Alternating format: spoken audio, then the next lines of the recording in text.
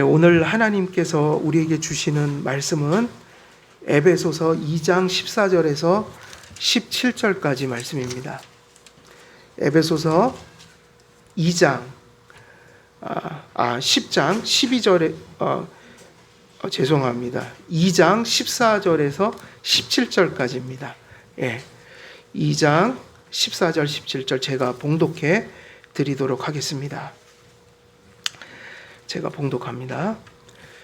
그는 우리의 화평이신지라 둘로 하나를 만드사 원수된 것 곧 중간에 막힌 담을 자기 육체로 허시고 법조문으로 된 계명의 율법을 폐하셨으니 이는 이 둘로 자기 안에서 한 세 사람을 지어 화평하게 하시고 또 십자가로 이 둘을 한 몸으로 하나님과 화목하게 하려 하심이라. 원수된 것을 십자가로 소멸하시고 또 오셔서 먼 데 있는 너희에게 평안을 전하시고 가까운 데 있는 자들에게 평안을 전하셨으니. 아멘. 오늘 저희들이 14절에서 17절까지 말씀, 이 말씀 속에서 우리가 주목할 것은 이 하나님께서 십자가로 이루신 화평, 이게 큰 주제라고 이 주어진 본문의 주제라고 볼 수가 있고요. 또 그 안에서 잘 살펴보면 그러한 화평들을 설명할 때 하나님께서 율법의 조문을 폐하셨다. 그러니까 이런 구절들을 사람들이 너무나 잘못 이해해서 율법 폐기론으로 가는 경향들이 참 많은데, 율법 폐기론은 이단이고 아주 악한 사상이죠. 어떤 의미에서 율법을 폐했다고 하시는가, 또 어떤 면에서 율법을 우리가 지속적으로 하나님의 말씀으로 순종하고 쫓아가야 하며, 또 어떤 면에서는 옛 언약과 달라지고 또 어떤 면에서 폐기된 게 있는지, 이런 것들을 잘 우리가 살펴봐야 하는 본문 중에 또 하나입니다. 그래서 우리가 전체적인 이 주어진 본문 속의 맥락 그리고 주제는, 우리가 다루려고 하는 것은 진정한 화평은 어디 안에만 있다는 겁니까? 그리스도 예수 안에만 있다. 근데 화평이라는 말은 이미 세상에서 다 쓰는 이야기예요. 화평이 피스 이런 다 쓰는 얘기 아니겠어요? 평화, 화평, 평안. 근데 이것이 성경의 화평과 세상의 의미가 다르다. 우리가 여기서 진정한 화평은 오직 그리스도 안에만 있을 뿐더러 이러한 화평이 세상의 화평과 다른 것이다. 이것을 우리가 잘 살펴봐야 될 본문인 것 같습니다. 그래서 우리가 내용을 이제 살펴보게 되면, 본문에서는 십자가를 통해 성취하신 구속을 통해 그리스도 안에서 하나님께서 가져오신 하나님과 죄인 사이의 화평, 이게 중요한 거예요. 항상 이 화평이라고 성경에서 얘기할 때 이 화평은 구원적인 것이고 이 화평은 본질이 관계적인 것이에요. 그러니까 여러분이 내가 예수님 믿고 복을 받았다라고 할 때 그게 착각일 수도 있고 실제일 수도 있는 거예요. 왜냐하면 세상에는 하나님의 복음을 왜곡해서 이해하는 사람도 많기 때문이에요. 복이 아닌 걸 복이라고 전하는 사람도 있어요. 근데 이 복은 절대로 세상에서 믿는 자나 믿지 않는 자나 함께 받아 누리는 그런 화평이 아니다. 그래서 내가 하나님 앞에 이 샬롬이라는 거, 구약에서는 샬롬이고 신약에서는 에이레네라고 하는 거예요. 에이레네, 화평, 평화, 평안. 근데 이것이 관계적인 것이다. 철저히 관계적인 거예요. 사실은 우리들의 복과 그리고 우리들의 행복을 결정짓는 것은 무엇일까요? 눈에 보이는 게 아니에요. 눈에 보이는 것은 그걸 돕기 위한 도구이거나 자원이에요. 근데 그 본질이 잘못되면 자원이 아무런 의미가 없어요. 여러분, 자동차가 망가져 버리면 기름을 넣어도 가요, 안 가요? 자동차라는 실체가 갈 수 있어야 기름을 넣어도 가는 거죠. 근데 사람들은 기름만 모으려고 애를 쓰는 그런, 이게 현대인들의 모습인 것 같아요. 그게 필요 없다는 건 아니에요. 그거 중요해요.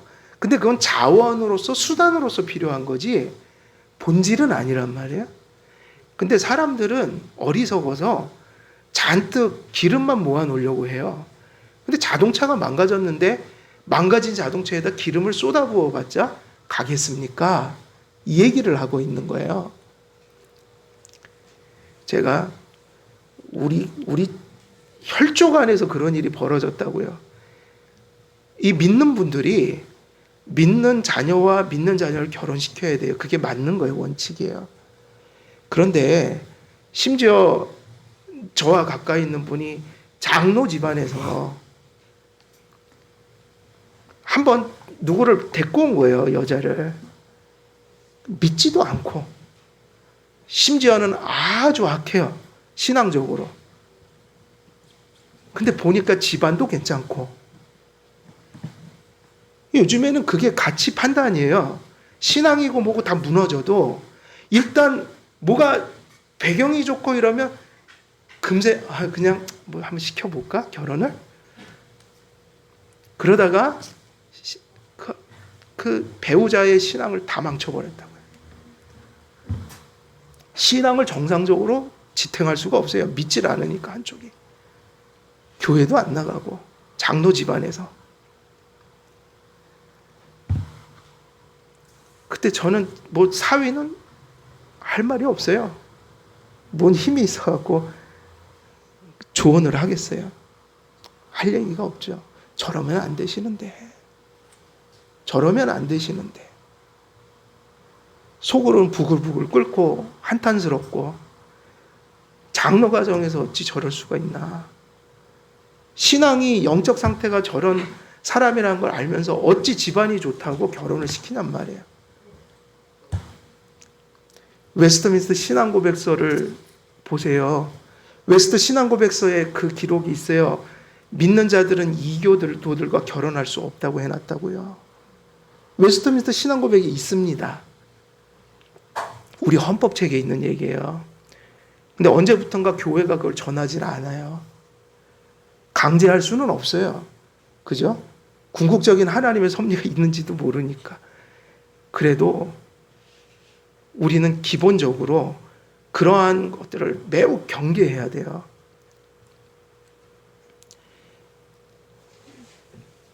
인성을 보지 않는다는 거예요. 인성을 보지 않아요.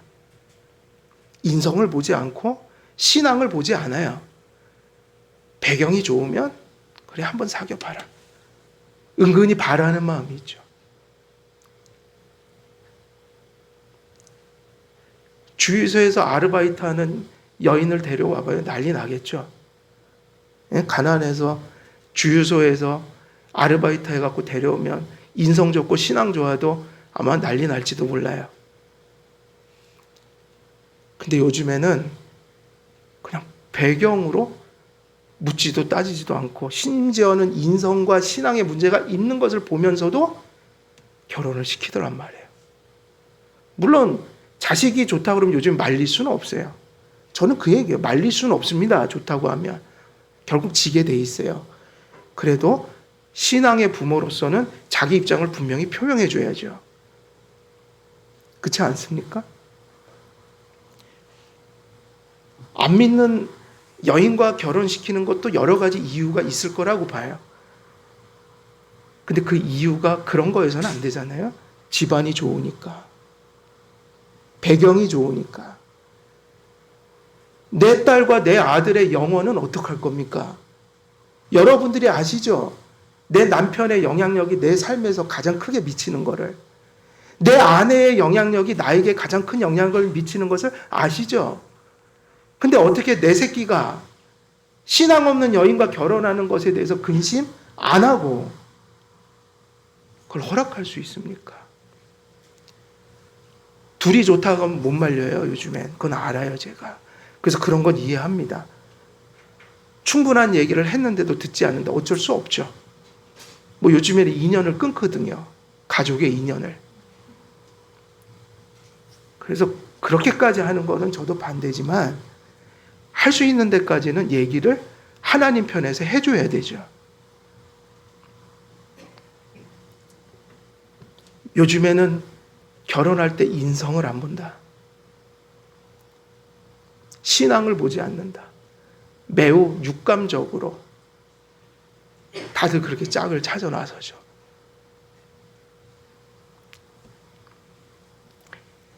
여러분, 화평이라는 게 뭐죠? 제가 얘기하는 중요한 부분이에요. 화평이 뭐예요? 제가 결혼 얘기도 꺼낸 게 그거예요. 관계입니다. 관계. 화평은 어디서 온다고요? 그래서 우리가 평안을 누리며 산다는 건 두 가지예요. 율법도 똑같이 가르쳐요. 하나님의 계명은 하나님 사랑, 이웃 사랑. 그러면 화평은 어디서 오는 걸까요? 하나님과 나와의 화평이 왔다. 관계가 화평. 관계가 화목되다. 이걸 구원이라고 가르친다고요. 구속. 구속이 뭐죠? 화목, 화평. 그래서 화평은 뭐죠? 본질이? 누구와 누구의 관계가 화목된 거예요? 그래서 그 얘기를 앞에서 했잖아요. 허물과 죄로 너희가 죽었더니 그리스도께서 육체로 그것을 피 흘려 화목케 하셨다. 살리셨다. 그래서 여러분, 화평은 어디 있냐면 하나님과의 관계가 좋아진 걸 의미하는 거예요. 그래서 하나님과의 관계가 좋아질 때 우리가 평안을 느낀다고 하는 거예요. 하나님과 갈등을 빚고 충돌을 하고 하나님은 우리를 정죄하고 우리는 하나님을 대적하고 이렇게 부글부글 끓던 하나님과의 관계가 하나님이 아버지가 되오고 우리가 자녀가 되어지는 이 놀라운 관계의 회복이 뭐냐면 화평이에요. 그리고 나머지가 뭐냐? 일용할 양식을 주옵시고 하나님께서 주시는 여러 가지 자원들을 가지고 내가 어떻게 선영하면서 살 것이냐. 근데 이제 문제는 이거죠. 그 자원이라는 것이 수단이라는 것이 우리는 아무리 노력해도 다 달라요. 그죠? 조금 갖는 사람도 있고 결실이 많은 사람도 있고 그게 우리가 어떻게 할 수가 없는 거예요. 그러면 그게 무슨 얘기인가? 각자가 가진 몫은 다 다를지라도 그게 작을지라도 그게 크든 작든 하나님과의 관계가 화목돼서 그 하나님 주신 자원이 감사와 자족으로 다가올 때 그게 평안한 삶이라고요. 그 우리가 소유한 것들이 누구를 인해서 가치를 갖게 된다는 거예요? 하나님과 바른 관계를 맺음으로 우리가 최선을 다해서 얻은 결실이 유익한 열매로 활용된다. 거기에 있는데 중요한 것은 하나님과의 관계가 불화할 때 무엇을 가져도 거기서 화평은 찾을 수가 있어요, 없어요? 없다는 거예요. 그래서 우리가 얘기하는 그 수많은 성경의 화평, 그리고 교회사 속에서 많은 사람들이 바로 그런 체험했다. 하나님을 임재를 체험했다. 내가 하나님의 구원을 체험했다 할 때 그 체험의 중심에는 뭐가 있냐면 바로 이 피스가 있다고요. 화평, 에이레네가. 구약으로 하면 뭐라고요? 샬롬이 있다. 그게 뭐냐면 하나님과 화목해질 때요. 우리 안에 세상에 무엇이 뒤집어져도 요동치 않는 견고함과 뭐가 생겨요? 안정감이 생긴다는 거예요. 그래서 평화가 그런 걸 의미하는 거예요.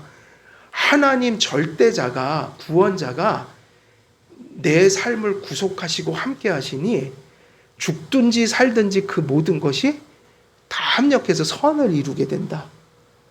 살면 살아서 하나님께 영광 돌리고 죽으면 뭐죠? 여러분, 예수님 잘 믿다가 죽는 걸 뭐라고 그래요? 예수님 잘 믿다가 죽는 게 뭐죠? 순교입니다. 여러분, 근데 우리가 착각을 해요. 무슨 나무 펴갖고 불태워 죽이고 누가 안 믿는 사람들이 잡아다가 고문하고 이것만 순교라고 생각해요. 근데 그건 말도 안 되는 소리예요. 예수님을 잘 믿는 모습으로 떠나는 게 순교라고요. 여러분, 핍박의 시대가 아닌 때는 순교자가 없겠네요? 그러면 안 돼요, 여러분. 여러분, 누구나 그것은 순교의 죽음이라고 우리가 생각하는 것은 속에 모두가 있어야 되는 게 어떤 특별한 상황에서 특정한 사람들에게 나온 것뿐이에요. 지금은 핍박의 시대가 아니잖아요. 그럼 여러분, 누가 지금 여러분 예수 믿을래 안 믿을래? 그러면 여러분 어떻게 해야 되죠? 너 예수님 믿는다 그러면 죽여버릴 거야? 그러면 우리는 어떻게 해야지 맞는 거죠? 저 살래요 하는 게 맞아요? 차라리 죽겠습니다. 믿음을 부인하느니 이게 맞는 거예요? 근데 그거는 순교자들 속에만 있으면 안 되는 거고요. 그건 그냥 그때 그 사람들 속에서 드러나 버린 거라고요. 상황이 그래서. 사실은 그 마음을 가지고 우리는 다 살아야 되는 거예요. 하나님이 그 마음이 있는지 없는지를 아셔요? 모르셔요? 그러니까 하나님은 다 아시죠. 꼭 순교가 있어야 순교자가 있는 게 아니라 우리 최 집사는 김 집사는 누가 와서 칼을 들이대도 나 예수 부인할 수 없어 이렇게 할 믿음이 있어. 가장 평안하게 살 때 그걸 하나님은 아셔요? 모르셔요? 그게 중요한 거죠. 그래서 은밀한 중에 보시는 하나님 앞에 잘하라. 그래서 순교회 때만 순교자가 있는 게 아니라 100살을 먹어서 돌아가실 때 주여 주여 난 주님을 믿다 갑니다. 이런 분들이 뭐라고요? 순교자예요. 우리는 잘못 가르쳐 놨어요. 순교회 때만 순교가 발휘되면 되겠습니까? 순교의 정신이. 그러면 평상시에는 순교자들이 없다는 얘기인데 아니죠. 죽이려고 칼을 들이대니까 속에 있는 게 나온 것이지. 근데 그 속에 나온 것이 누가 가져야 되냐면 세례받은 성도는 다 그렇게 살아야 된다니까요.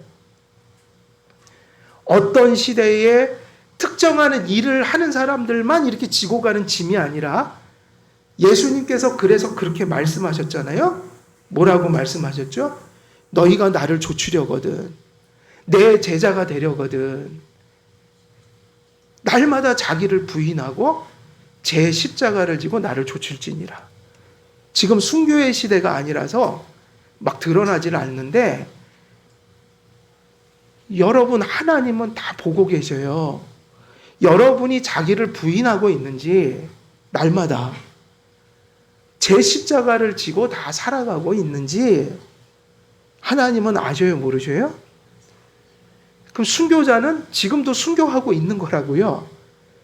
그렇게 자기를 부인하고 하나님의 가치를 따라 살기 위해서 십자가를 오늘도 보이지 않게 세상 사람들은 아무도 모르지만 날마다 피나는 투쟁을 하면서 이 세속화된 세상 속에서 그러나 너무 많은 자유가 주어진 이 열악한 환경 속에서 믿음으로 살아가는지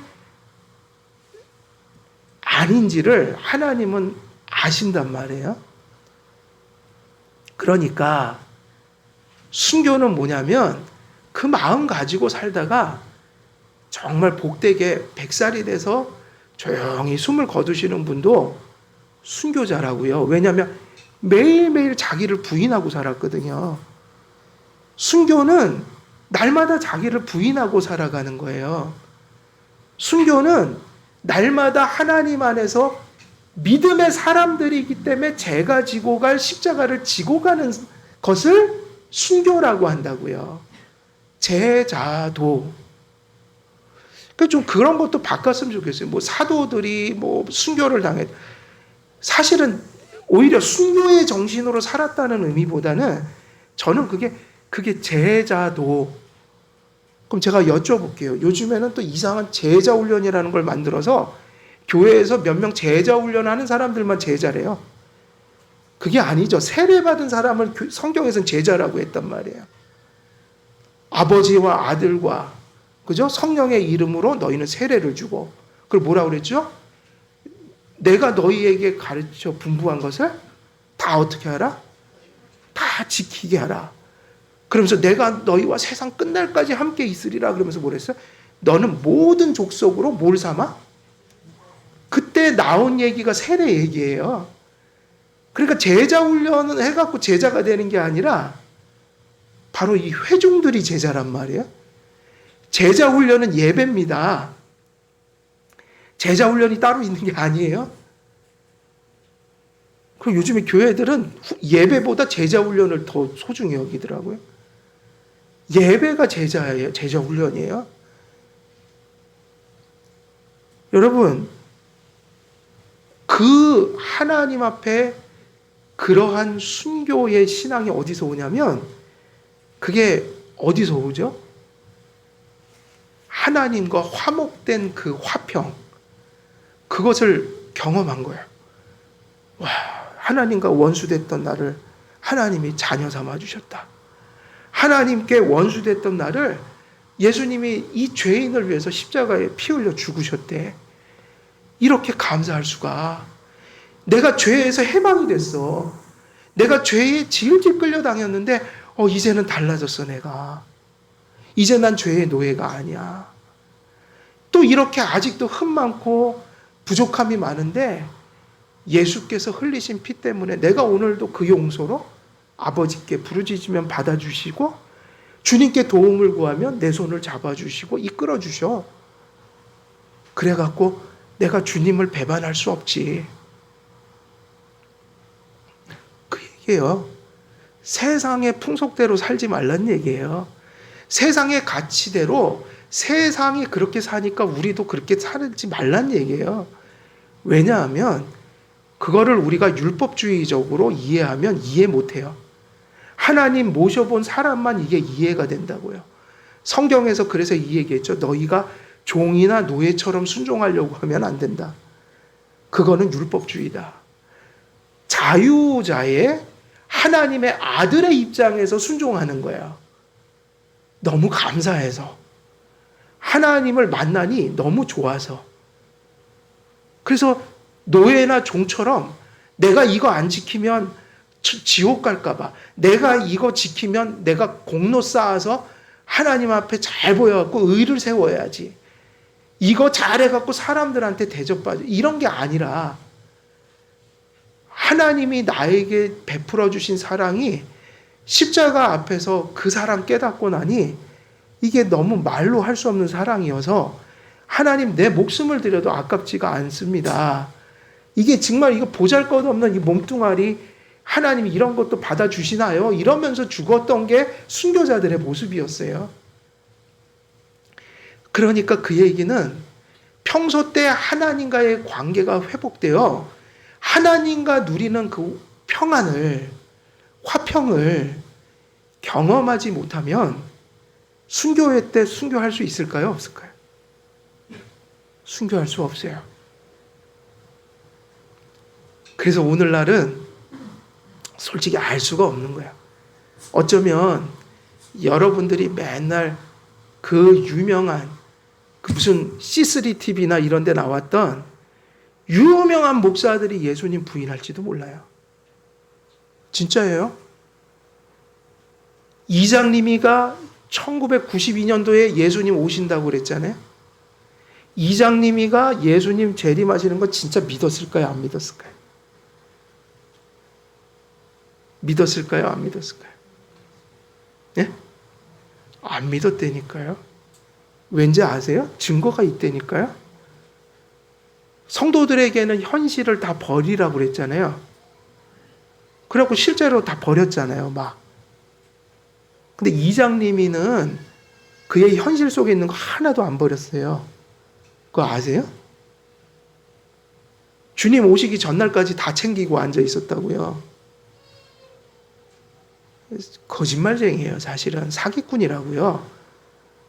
본인도 어찌하다 잘못 믿어갖고 잘못된 거 전한 게 아니라 이장님이는 안 믿었다고요.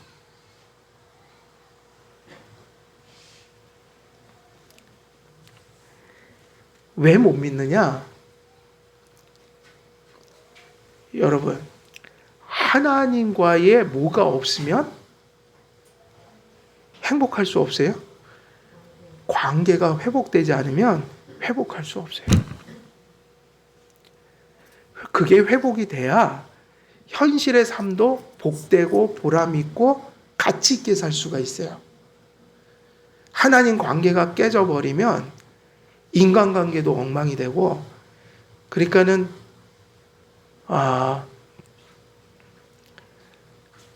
이게 맞아요. 하나님 사랑이 반영된 게 뭐다? 이웃 사랑이다. 그래서 우리가 복음이 회복시키는 게 뭐죠? 복음은 율법에 대한 순종을 회복시킨다고요. 근데 그 회복이 뭐냐면 하나님 관계가 회복되면 인간관계가 회복된다. 그러니까 사람을 대하는, 인간을 대하는 그의 정신과 태도가 뭘 반영한다고요? 하나님 관계. 저는 요즘에 그게 너무, 이거 신앙과 생활이 너무 괴리되어 있는 시대를 살아가는 것 같아요, 지금. 이게 너무 괴리되어 있어요. 예전에 제가 전도사 생활할 때 철없이 이제 사역을 그때는 했지만 연합수련회를 해요. 연합수련회를 하면 교회들이 몇 교회가 모이잖아요. 그때도 이렇게 모였죠. 세상에 애들을 울리고 뭐 뒤집어 놓고 그거를 얼마나 기도했겠어요, 저도. 오늘 집회 때는 아이들 막 뒤집어지게 해주옵소서. 뭘 모르던 때니까요. 그러면 또 좀 애들이 울어주죠, 또. 좀 울어주죠. 하면서 그러면, 야, 성령이 역사하셨다. 애들 울고 불고 하면 그렇게 마음이 흡족한 거, 뭐 다 한 것 같아요. 그리고 이제 수련회를 딱 마치고 집으로 가니까. 세상에 이쪽 교회가 제 친구 교회였거든요. 이쪽 교회 같이 했는데. 여기서 여학생 하나 사라지고, 이쪽에 남학생 하나 사라지고, 고2, 고3짜리들이 부모들에게 난리가 난 거예요. 가출을 했대요. 어디 갔나 찾기 시작한 거야. 감이 오기 시작해요. 요 두 놈이 만나서 어딘가 있는 것 같다. 제 친구하고 제가 우리 교회에 있는 놈이 자취를 했거든요. 그 곳으로 달려갔죠. 그랬더니 3일이 넘게 거기서 같이 생활하고 있는 거예요. 아, 속았다. 그 녀석들 수련회 때 그렇게 울고 불고 했잖아요. 근데 딱 끝나니까 거기서 수련회 하다 정이 들었는지 둘이 같이 자취방 가서 3일 동안 그러고 앉아 있는 거예요. 또 안 있던 굴뚝에 연기 안 오른다고 또 캐봤죠. 쟤네들이 왜 저러고 살까. 가정에 또 무지무지 문제가 많아요. 그 아버지는 거의 가정폭력자예요. 가정폭력자라고. 여자애는 또 상처를 어마어마하게 입었어요. 참 난감한 거예요. 난감해. 뭘 어떻게 할 수가 없는 거예요. 그 타일러 갖고 겨우겨우 혼내지도 못하겠더라고요.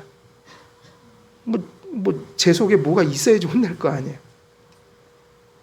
그냥 답답할 뿐이에요. 다시 데려다 놓고 그러면서 허망했어요. 야, 이게 사역인가? 애들 데려다 놓고 수련회 장소가 여자 남자 사귀는 장소로 변해버리고, 그것도 세상에 가출해갖고 그 고등학생들이 둘이 단칸방에 거기 들어가서 3일을 같이 자고, 아, 이게 허망하다. 이게 뭐 하고 있는 건가 도대체. 그리고 아무것도 할 수가 없는 거예요. 예, 그렇게 무능한 거예요. 쟤네들을 어떻게 고칠 수도 없고, 뭐라고 혼낼 수도 없고, 그냥 그거를 한숨 짓고 온 거죠. 찾아갖고 다행히 제자리로 돌려놓은 거.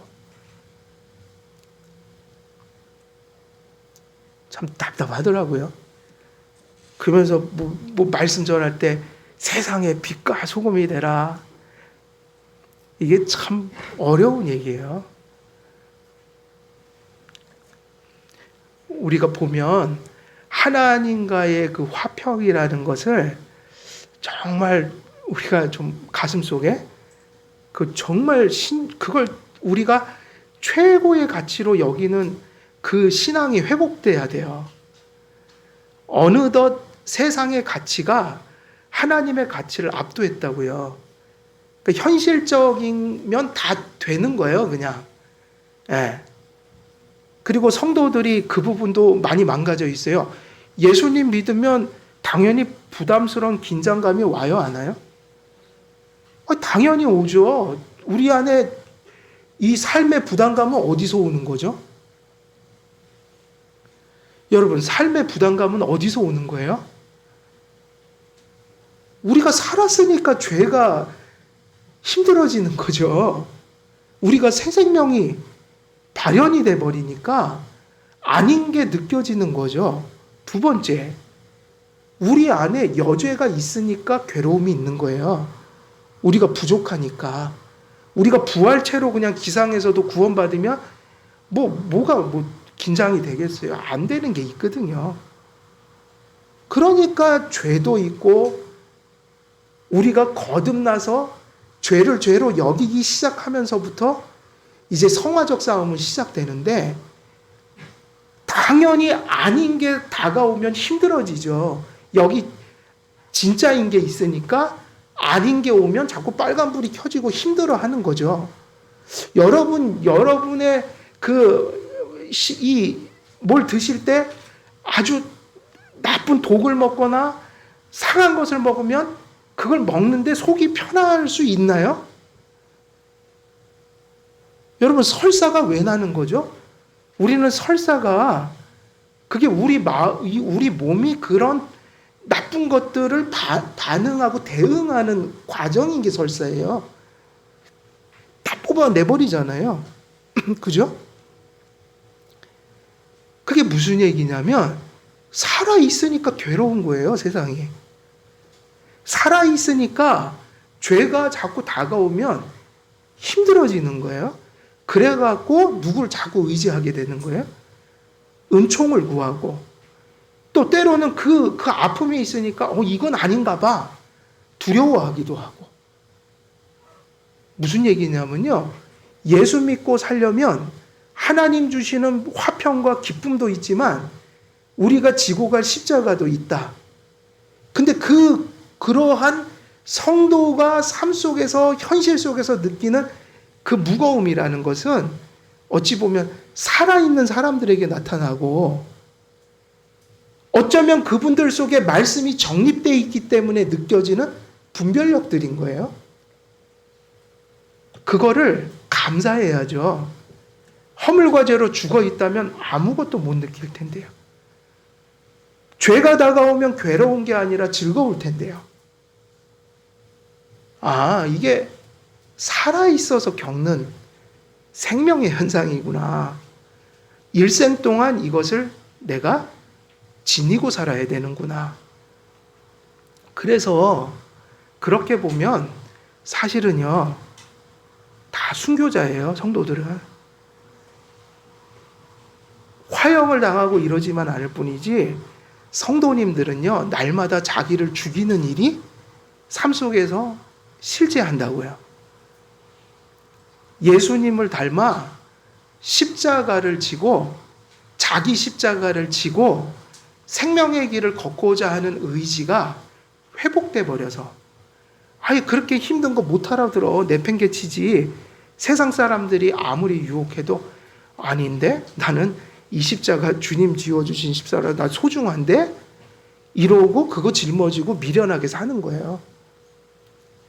여러분 신앙인들이 너무 꾀가 많아졌어요. 좀 미련하게 사세요. 어떤 영역에서는 신앙은요 좀 바보가 돼야 돼요. 그거를 왜 목사님들은 그런 얘기를 못 듣고 김수환 추기경님은 받았잖아요. 바보 이래갖고 또 막 존경하잖아요. 존경스러운 바보. 김수환 추기경의 그게 뭔지 아세요? 별명이? 바보예요, 바보. 왜 이렇게 바보처럼 사세요? 이 얘기예요. 근데 좀 바보처럼 사세요. 하나님 앞에서 너무 내가 지혜롭다고 여기지 마시고 좀 미련하게 사시라는 거예요. 그게 지혜라고요. 미련하게 산다는 의미가 뭐죠? 내가 아무리 내 많은 논리와 인간적인 지혜가 있어도 하나님이 좌하라고 하면 좌하고 우하라 하면 좀 우하는 그런 우격함이 있어야 된다고요. 그러한 미련함이 좀 있어야 돼요. 예. 아브라함이 얼마나 미련하면은 하나님이 시키는 대로 그렇게 다 하냔 말이에요. 그래서 우리가 본절에서 허물과 죄로 죽었다는 거 너희들 기억하라 그렇게 할 때 바로 그 허물과 죄를 그 해결한 대속이 무엇이냐고 물으면 그게 바로 뭐인 거예요? 그게 화평을 가져온 복이었다. 그러면 그걸 왜 화평이라고 부르죠? 하나님과 인간 사이의 불화가 어떻게 됐다? 종식돼 버렸다.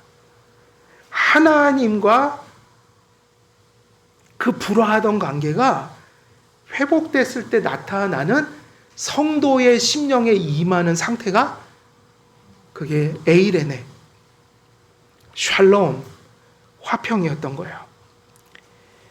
그래서 여기서 화평은 성경에 보니까 뭐하고 대조를 해놨죠? 뭐하고 대조를 해놨죠?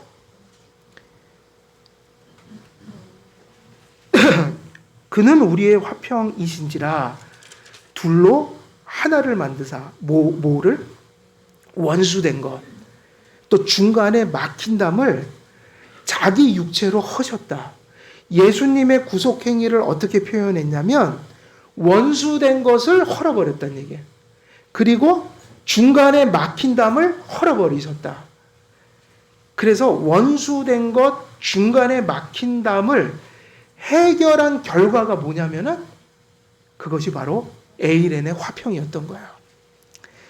즉 화평은 원수된 것, 중간에 막힌 담을 제거하고 허문 결과를 나타내는 복들을 의미합니다. 14절에 언급된 화평은 둘로 하나를 만드사 라는 말씀을 통해 그래서 여기서 이게 분명히 이제 암시가 돼 있어요. 이 화평이 무엇으로부터 온다? 원수의 반대말이다. 그러니까 뭐가 파괴되어 있다는 얘기예요? 관계. 그럼 여기서 두 가지 영역을 얘기했어요. 하나님과 또 이 인간관계. 첫째는 죄와 허물로 막힌 담. 죄와 허물로 하나님과 원수된 거. 여러분 그러니까는 뭐가 하나님 원수인 거예요? 죄가 하나님 원수 만드는 거예요. 성도들에게 그리스도의 은혜가 있어서 우리는 하나님을 아버지라고 부를 수 있는 거예요. 그렇지만 성도들은 죄를 바라볼 때마다 그걸 원수처럼 여겨야 돼요. 원수예요. 여러분 사람을 원수 짓지 마시고 죄를 원수 지세요. 그 사람은 존중하되 죄는 죄라고 얘기해야 돼요. 목에 칼이 들어와도 죄는 죄라고 얘기해 줘야 돼요. 사람은 존중하고 그 사람 속에 있는 죄는 혐오해야 돼요. 요즘에 뭐 그 얘기 있잖아요. 뭐 뭐 혐오하지 말라 이런 얘기 많이 쓴다면 그것도 잘못된 게 있어요. 사람을 혐오하지 말라는 건 맞아요. 그죠? 근데 사람 속에서 나타난 그 행위와 말과 마음의 죄는 어떻게 해야 돼요? 혐오해야 된다고요. 사회가. 근데 죄까지 혐오하지 말라고 그러면 그게 정상적인 사회예요? 그게 사회가 아니라고요. 그게 바른 사회가. 인간은 혐오하면 안 돼요. 존중해야 돼요. 그러나 죄는 원수처럼 여기세요. 그래서 원수된 것, 중간에 막힌 담을 제거하고 그의 육체로. 그러니까 여기서 화평이라는 것은 관계적인 게 맞다. 죄와 허물의 문제는 하나님과 우리 사이를 가로막는 문제였어요. 근데 예수님이 십자가 사건으로 이것을 해결하셨어요. 근데 그것만이 아니었다. 사도 바울은 지금 에베소 성도들에게 이방인의 위치에 있던 자들에게 무슨 얘기도 하냐면 허물과 죄로 그 하나님과의 원수된 것을 해결할 때 하나님께서 구약에 약속하신 대로 예수님이 십자가에 못 박혀 죽으시며 누구의 죄와 허물까지 다 헐어버리셨다는 얘기예요. 씻어버리셨다는 얘기예요. 이방인들의 죄까지도. 그래서 나타난 결과가 뭐냐면 유대인과 이방인 사이에 그 적대적인 관계가 어떻게 됐다? 에이레네, 화평하게 되었다.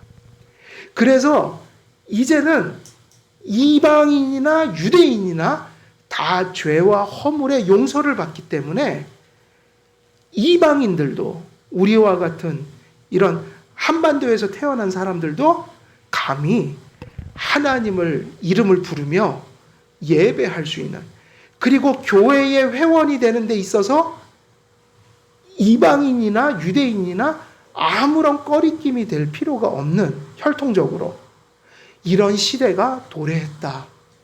그래서 이 교회 자체가 뭐예요? 에이레네의 가장 큰 결실이에요.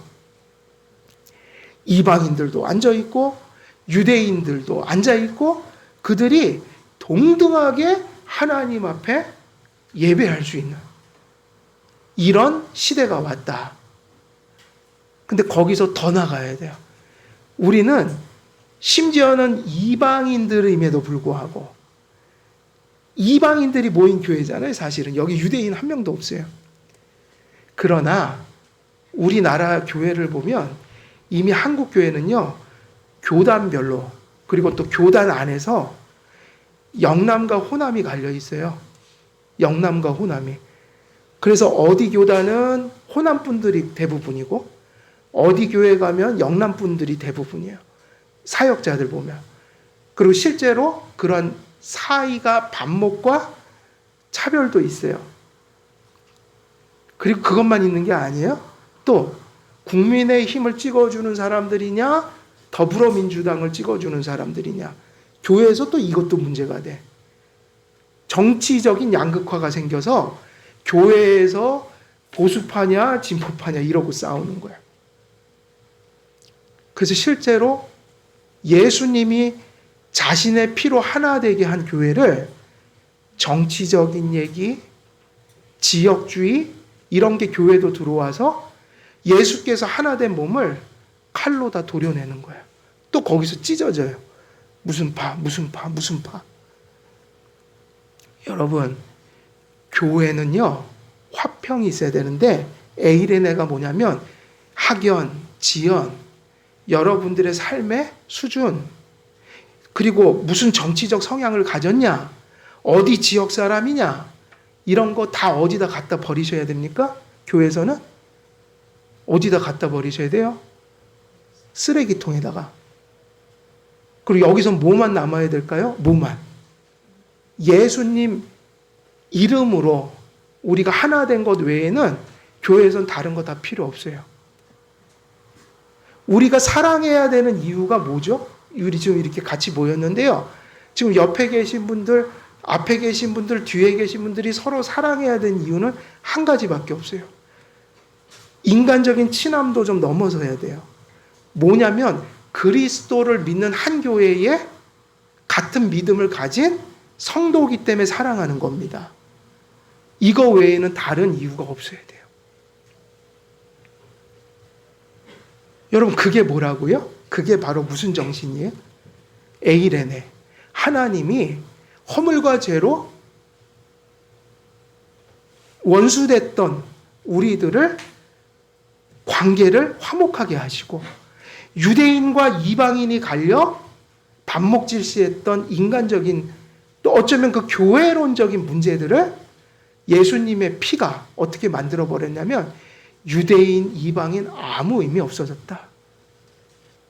오늘날 한국교회의 학연, 지연, 무슨 정치 뭐 이런 것이 개입돼서 또 성도들이 정치 성향에 따라서 막 싸우고 갈리고 밥 먹다가 막 상처 입어서 교회를 떠나고, 이런 일이 벌어지는 게 뭐를 깨는 거예요? 에이레네를 깨는 거다. 그게 무슨 얘기냐면 예수께서 십자가로 하나 되게 만드신 몸을 세상의 것이 들어와 갈기갈기 찢어내는 거예요. 우리는 언제나 예수 이외에는 하나 되는 다른 이유가 있어서는 안 돼요. 우리가 한길교회의 한 몸이라고 할 때 우리가 왜 한 몸입니까? 물어보면 뭐 이런 이유로요. 우리는 이런 이유로 한 몸이에요. 왜 사랑하십니까? 이런 이유로 사랑하죠. 이 이유가 누구 외에는 없어야 된다고요? 예수 그리스도 외에는 없어야지 그 교회가 건강한 교회예요. 그게 왜 중요한가? 그게 바로 예수께서요, 피 흘려서 가져온 것이기 때문에.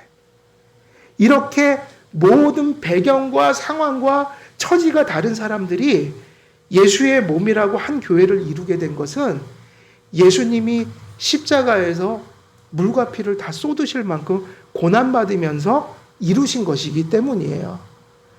그래서 우리가 무엇을 소중히 여기면서 가야 돼요? 허물과 죄로부터 우리를 화목케 하신 거, 하나님께. 두 번째는 뭐죠? 두 번째는 유대인이나 이방인이나 세상에 속한 모든 다양함과 차이를 넘어서서 예수의 이름 때문에 우리를 구속의 공동체로서 한 몸이 되게 하신 것. 이것을 애써 지켜나가야 한다. 이것이 뭐를 지키는 거예요? 화평을 지키는 것이다. 이것이 무엇을 누리는 거죠? 화평을 누리는 겁니다. 그래서 오늘 시간이 다 됐네요. 또 그래서 오늘 일단은 서론적인 얘기하다 마쳤는데, 이 본문에서 되게 중요한 개념이 뭐다? 화평. 이 화평이 누구 안에서만 주어지는 화평이에요? 그리스도. 근데 그 화평의 성격도 중요해요. 이 화평의 성격이 어떤 성격이냐면 세상의 것과 같지 않아서 오직 예수님을 믿고 회개한 참 성도들에게만 존재하는 화평이다. 첫째는 뭐라고 그랬죠? 허물과 죄로부터, 하나님과 원수됐던 관계로부터 화목과 자녀가 되는 은총을 입은 것. 근데 두 번째는 뭐죠? 교회론적인 의미죠. 혈통과 유대인, 이방인, 또 세상에 속한 그 모든 다양한 세상에 속한 것들을 넘어서서 오직 예수님 이름 하나만으로 모든 사람들이 세상을 초월해서 서로 한 몸을 이루고 사랑하며 교제하며 하나님께 예배할 수 있는 공동체를 만들어 주셨다. 여기서 뭐가 나타나는 거예요? 하나님의 화평이 나타난다. 우리 한길교회의 모든 성도님들께서는 예수 그리스도에 대한 분명한 믿음이 있어 이 하나님과의 화목과 또 교회를 통해서 이루신 이 화평을 우리 주 그리스도 안에서 충만히 누리시는 그런 성도님들 다 되시기를 우리 주 예수 그리스도의 이름으로 축원드립니다. 기도하겠습니다. 살아계신 하나님 아버지, 주님의 독생자를 이 땅에 보내주시고 육신을 입어 이 땅에 성육신 하셔서 우리의 죄를 대신하여 말할 수 없고 참혹한 대속의 십자가 지셔서 그 피로, 그 생명으로 또 하나님과의 화목을 가져오시고 또 교회의 하나됨을 또 우리에게 선물해 주신 또 그 하나님께 감사를 드립니다. 주께서 피 흘려 우리에게 주신 그 화평을 우리가 참 신앙으로 애써 지키며 또 누리며 또 세상에 전할 수 있도록 하나님 함께 해 주옵소서. 예수 그리스도의 이름으로 기도드리옵나이다. 아멘.